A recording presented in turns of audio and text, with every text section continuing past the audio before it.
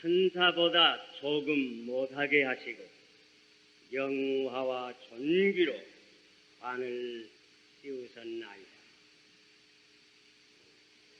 이 시편은 다윗의 시옷이다. 다윗이 하느님의 손가락으로 만드신 하늘을 보고 주님께서 베풀어 두신 달과 별들을 볼 때에 그 다음에 일어나는 생각은 사람에 대한 생각이었습니다. 인생이 무엇이건데 주께서 저를 생각하시며 이런 말씀을 기록했습니다. 아마 아직도 아폴로 11호에 대한 감격과 흥분이 가라앉지 않은 것 같습니다.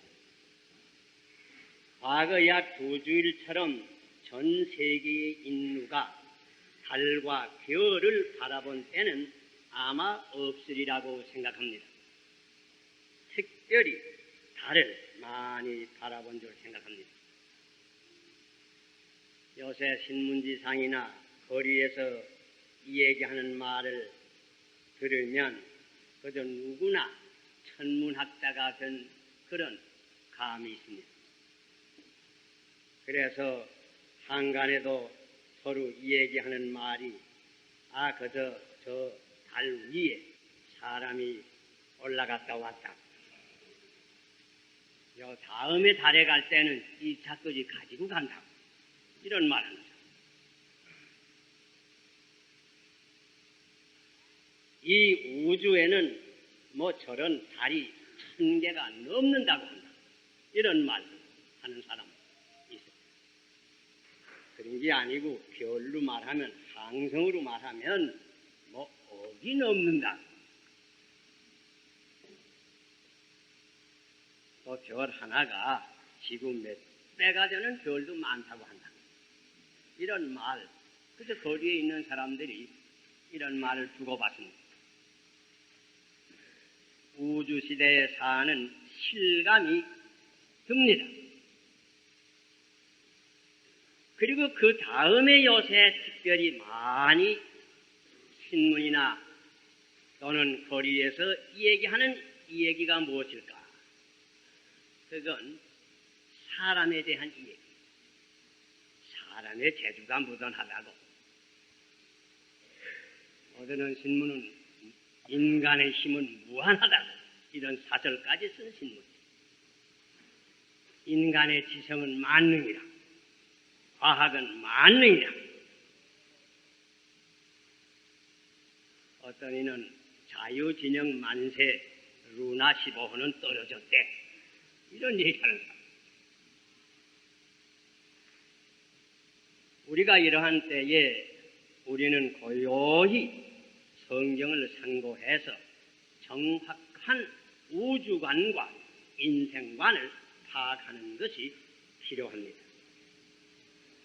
특별히 이 시간은 인간에 관한 성경의 교훈을 중심해서 인간의 특권이 무엇이며 그 책임이 무엇인가를 좀 더 깨달을 수 있는 이 시간이 되기를 바랍니다. 5절을 제가 다시 봉독합니다. 저를 천사보다 조금 못하게 하시기 영화와 존귀로 관을 씌우셨나이다.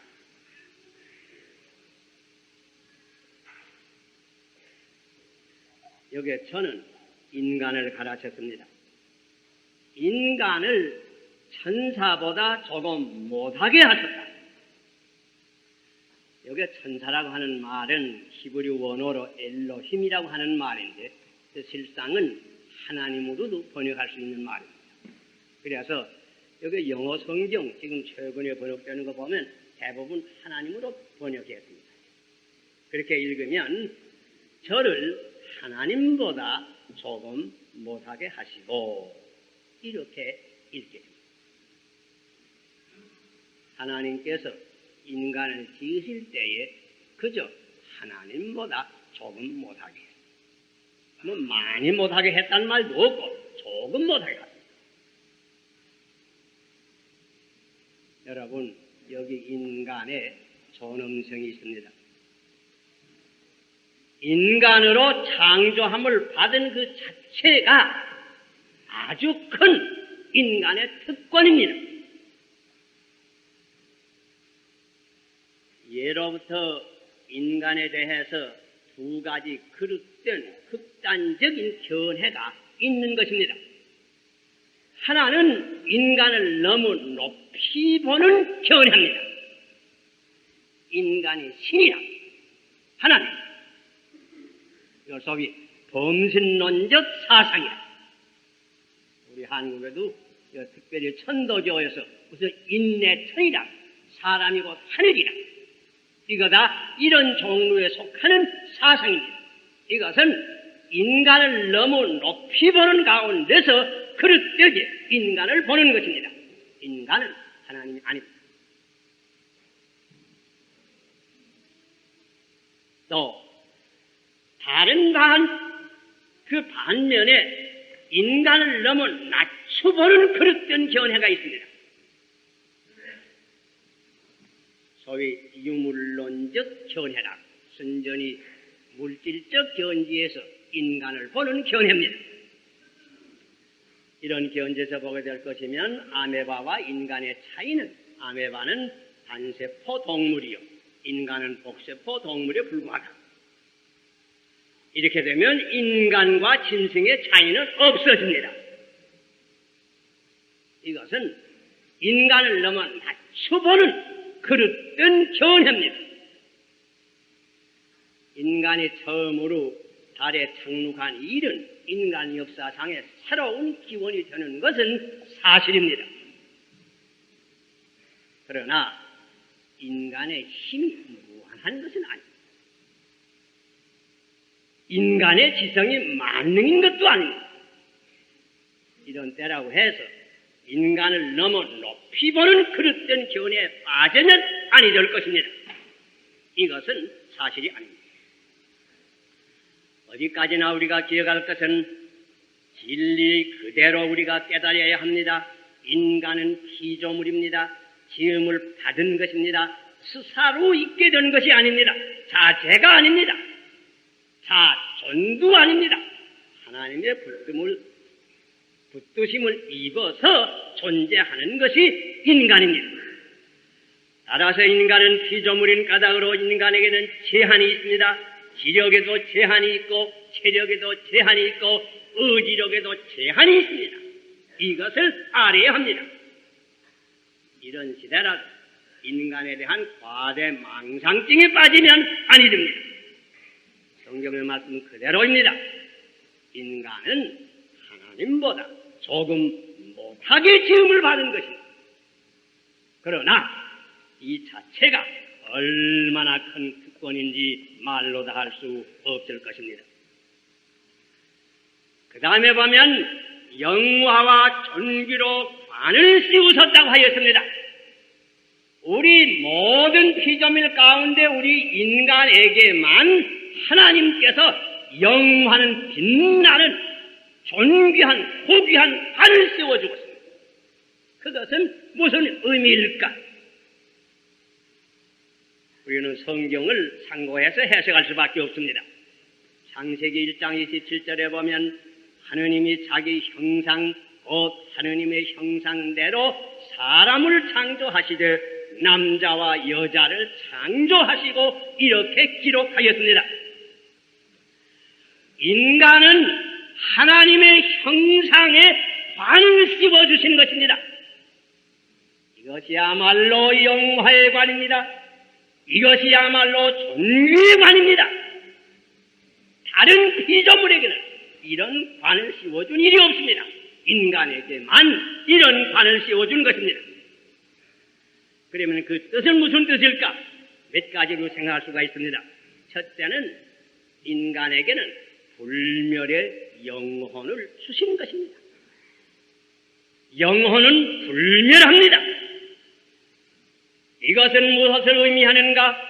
인간은 인격적 존재로서 지정의, 무엇을 알고 무엇을 느끼고 의지로 결단할 수 있는 생활이 가능한 것입니다. 이것이 하나님과 비슷한 것입니다. 그러므로 인간만이 하나님과 교제할 수 있고 교통할 수 있는 것입니다. 다른 피조물에게는 이러한 빛나는 관이 없는 것입니다.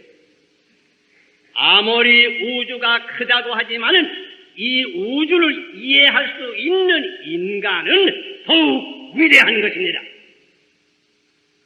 인간에게는 이런 불멸의 영혼으로서 관을 씌워주신 것입니다. 또한 둘째는 인간에게는 빛나는 이성의 관을 씌워주었습니다. 그래서 무엇을 생각할 수 있고 무슨 이치를 미리워서 추리할 수 있고 무엇을 연구할 수 있는 것이 인간입니다. 그래서 인간은 이성을 통해서 창조적 활동을 하는 것입니다. 예술 방면이나 음악 방면이나 문학 방면이나 특별히 과학 방면 모든 방면에 창조적 활동을 하는 것이 인간입니다. 그러므로 텔레비도 만들 수 있고 제트기도 만들 수 있고 우주선도 만들 수 있고 달나라에도 갈 수 있는 것입니다. 인간에게만 이 빛나는 이성의 관을 씌워주신 것입니다. 다른 피조물에게는 이런 관이 없습니다. 셋째는 오직 인간에게만 빛나는 양심의 관을 씌워주었습니다. 칸트의 유명한 말과 같이 하늘엔 별이 있고 인간의 가슴 속엔 도덕적인 의식과 양심입니다. 이거 인간에게만 이런 빛나는 관을 씌워주셨습니다. 어려 말기에 유명한 정포은 선생의 시조를 우리가 기억합니다. 이 몸이 죽고 이런 말로 시작해서 마지막에는 임향한 일편 단심이야 변할 수 있으랴. 생명보다도 의리를 존중히 여기는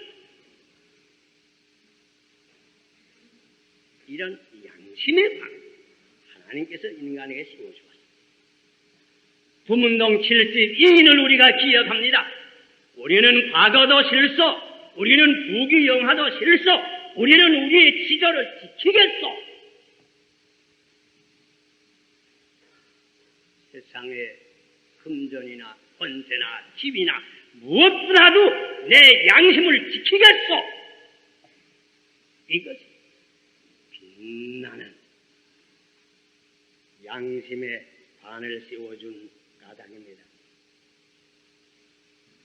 이와 같이 하나님께서 인간을 지으신 후에 한 가지 특권을 더 주셨습니다. 그것은 6절에 있습니다. 주의 손으로 만드신 것을 다스리게 하였다. 주의 손으로 만드신 것이니까 지구는 말할 것도 없고 달도 포함될 것이고 화성도 포함될 것이고 모든 우주가 다 포함될 줄로 압니다. 하나님의 손으로 만드신 것을 인간으로 하여금 다스리게 하였다. 또 만물을 그 발 아래 두었다. 만물의 영장이 되어서 만물을 다스릴 수 있는 특권을 우리 인간에게 주시는 것입니다. 이렇게 우리 인간은 인간으로 지음을 받은 그 자체가 아주 큰 특권이요. 그 위에 만물을 다스릴 수 있는 큰 특권을 인간에게 부여한 것입니다. 이와 같은 특권을 받은 인간으로서 그 책임이 어떠한가? 그것은 자명합니다. 스스로 분명합니다. 첫째는 불명의 영혼이 있으니 참된 종교적 생활을 한 의무가 있습니다. 하나님을 찾을 의무가 있습니다. 죄를 회개하고 영혼을 구원할 의무가 있습니다. 이것이 인생의 본분입니다. 짐승은 배만 부르면 만족합니다. 그러나 우리 인간은 배가 부르다고 고기 만족이 없는 것입니다. 왜? 인간은 그 속에 불멸의 영혼이 있는 까닭입니다. 짐승에게는 종교가 없습니다. 그러나 우리 인간에게는 종교가 있습니다. 왜? 인간에게 영혼이 있는 까닭입니다. 또 우리 인간은 참된 종교를 찾을 의무가 있습니다. 누르다고 다 금이 아닙니다. 종교라고 해서 다 옳은 길이 아닙니다.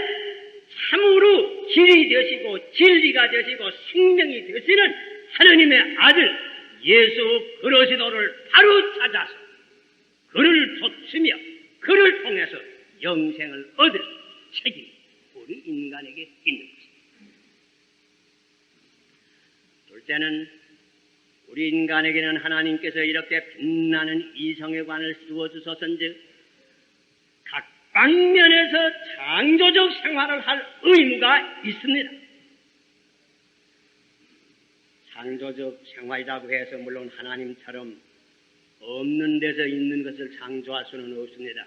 그러나 있는 자료를 가지고 인간은 이성을 통해서 새로운 가치를 창조할 수 있는 그 특권을 우리에게 주신 것입니다.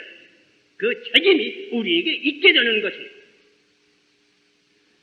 여러분 몇 주일 전부터 우리 예배당 뒤에 저 성화 아마 다 보실 줄 압니다. 저 성화는 우리 교회 이광혁 장로님이 그렸는데 그 뭐 천에다가 그저 먹으로 이렇게 그린 겁니다. 그 천 자체, 목 자체로 보면 그 몇 분의 채 안 될 거예요. 그러나 저와 같은 성화를 그리게 되니 얼마나 큰 새로운 가치가 창조됩니다. 이것이 우리 인간의 책임이 옳시다. 하나님께서 우리 인간들에게 모든 만물을 주셨는데 이것을 가지고 새로운 가치를 창조하는 창조적 생활을 할 책임이 있습니다. 왜? 인간에게는 이와 같은 이성의 관을 씌워주신 까닭입니다. 그리해서 내가 어느 곳에 있든지 그곳에서 내가 헌신한 그 자리에서 창조의 생활을 할 책임이 있는 것입니다. 선생은 교단에서 창조의 생활을 할 줄 알아야 될 겁니다. 공무원은 관청에서, 심지어 주부는 가정에서, 음악가는 음악으로, 예술가는 예술로서, 과학자는 과학계에서 새로운 가치를 간단없이 창조할 책임이 있는 것입니다. 달만 정복하는데 만족할 것이 아닙니다. 문자 그대로 이 앞으로는 아마 화성도 정복해야 돼갖고 하나님 만드신 모든 것을 인간이 다스릴 수 있는 그 자리로 날마다 나아가야 될 것입니다. 간단 없는 창조적 생활을 할 의무가 우리 인간에게 부여된 것을 기억해야 할 것입니다. 그리고 셋째는 우리 인간에게는 빛나는 양심의 관을 씌워주셔서인지 양심적 생활을 할 의무가 있습니다. 양심을 새겨서는 아니려갔습니다. 양심을 거슬려도 아니려갔습니다. 양심은 하나님께서 우리 마음속에 기록하여 주신 거룩한 하느님의 율법이라고 성경에 기록했습니다. 내가 있는 그곳에서 양심적 생활을 할 줄 알아야 되겠습니다. 장사하는 사람은 그 상점에서, 공무원은 그 관청에서, 학생은 그 학교에서, 군병은 그 군대에서, 정치인은 정계에서 내가 어느 곳에 있든지 양심적 생활을 할 책임이 있는 것입니다. 돈으로 양심을 팔아서는 아니 되겠습니다. 정욕으로 양심을 팔아서도 아니 되겠습니다. 어떤 권세욕으로 양심을 팔아서도 아니 되겠습니다. 어떤 명예욕으로 양심을 팔아서도 아니 될 것입니다. 인간이면 양심을 지킬 책임이 있는 것입니다. 그리고 넷째로 하나님께서 그가 친히 지으신 만물을 다스릴 특권을 우리에게 주셨은즉 만물을 바로 다스리고 책임이 우리 인간에게 있는 것입니다. 만물을 우리에게 맡겼다고 해서 우리가 함부로 자연을 대하면 아니 되겠습니다. 자연을 학대해서는 아니 됩니다. 금수도 학대해서는 아니 됩니다. 어별도 우리가 학대해서는 아니 됩니다. 모든 천연 자원을 하나님의 뜻대로 사용할 줄 우리가 알아야 될 것입니다. 자연계의 모든 것은 하나님께서 우리에게 주소전적 범사의 하나님의 뜻대로 이것들을 다스리고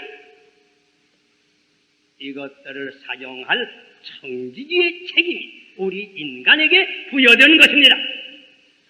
이 앞으로 달에 대한 지식도 더 많아질 것입니다. 이 지식도 하나님의 뜻대로 사용해야 될 것입니다. 달에서 혹 무슨 보물을 가져올 수 있을는지도 모르겠습니다. 이것도 하나님의 뜻대로 사용할 책임이 우리 인간에게 있는 것입니다. 자연계에 있는 모든 자원, 금은, 동철, 석유를 비롯해서 전기력, 원자력에 이르기까지 이 모든 것도 하나님의 뜻대로 그 세계 인류의 자유와 평화와 번영을 위하여 바로 쓸 책임이 우리 인간에게 있는 것입니다. 그 밖에 인간이 새로 발견하는 모든 것들, 새로 발명품들, 혹은 모든 기계, 라디오니, 텔레비전이니, 컴퓨터니 이 모든 것 온전히 하나님의 뜻대로 쓸 책임이 우리 인간에게 있는 것입니다. 그리고 한 가지 더 큰 책임을 우리가 기억해야 되겠습니다. 인간이 무엇을 성취했다고, 무엇을 성공했다고 하지만은 실상은 이 모든 것도 하나님께로부터 받은 것을 기억하고 하나님께 감사를 드리고 하나님께 영광을 돌릴 책임이 있는 것입니다.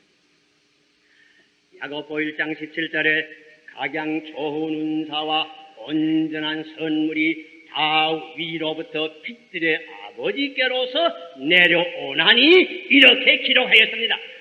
우리 인간이 받은 바 어떤 선물이든지 위로부터 하나님께로부터 온 것입니다. 그래서 시편 127편 1절에는 이렇게 기록되었습니다. 여호와께서 집을 세우지 아니하시면 세우는 자의 수고가 헛되며 여호와께서 성을 지키지 아니하시면 파수꾼의 경성함이 헛사로다. 물론 사람이 집을 지키고 사람이 성을 지키지만은 하나님께서 돕지 아니하면 인간이 하는 일은 성공을 결국은 못합니다. 그러므로 제가 신문을 보니 이번에 달에 인간이 처음으로 착륙을 할 때에 처음으로 착륙하는 그 암스트롱 씨의 어머니 되는 이가 이것을 텔레비로 보다가 제일 먼저 엄숙히 머리를 숙이고 하나님께 감사를 드렸다고. 이것이 옳은 인간의 태도입니다. 우리 인간이 무엇을 성취하였다고 교만한 생각을 품으면 아니 됩니다. 이 모든 것도 하나님께서 도와주심으로 이룬 것을 생각하고 겸손히 하나님께 감사를 드리고 하나님께 영광을 드려야 우리가 계속해서 하나님께로부터 축복을 받는 인간이 될 수가 있는 것입니다. 여러분, 우리는 다 한 인간입니다. 인간으로 지음을 받으니 자체가 얼마나 큰 특권인지 알 수가 없습니다.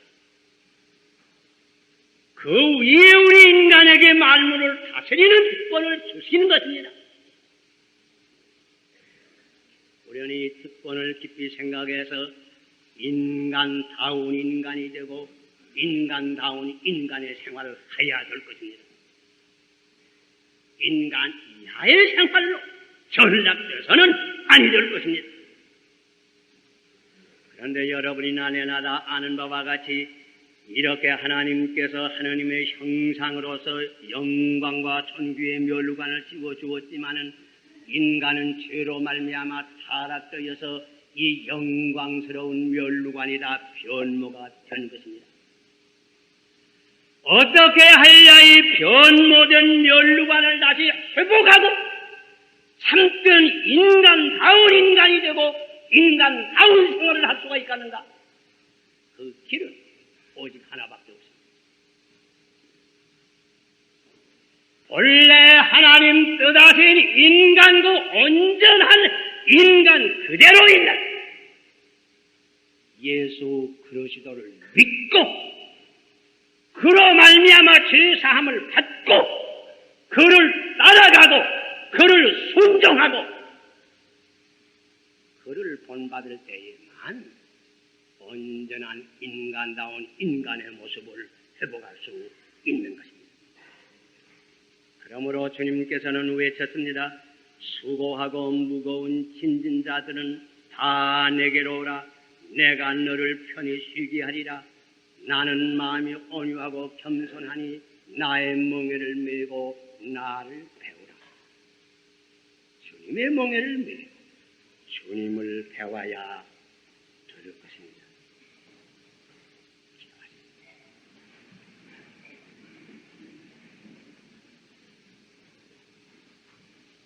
천지와 만물과 인간을 창조하신 우리 하나님 아버지 앞에 엄숙히 머리 숙여서 감사와 예배를 드리옵나이다. 우리 인간을 이처럼 아버지의 형상으로 지으신 영화와 존귀의 면류관을 씌워주신 것을 생각할 때에 또한 만물의 영장이 되어서 만물을 다스릴 수 있는 특권을 부여하신 것을 생각할 때에 무엇으로 다 감사를 드릴 수가 없습니다.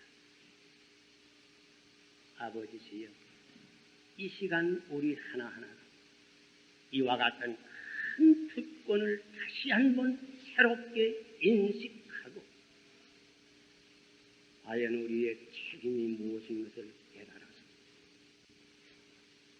참된 인간인 그리스도로 말미암아 우리의 변모된 이 모습이 회복이 되고 오직 예수 그리스도만 따라가는 가운데서 온전한 인간이 될 수 있는 그 길을 인도하여 주시기를 간절히 기도합니다.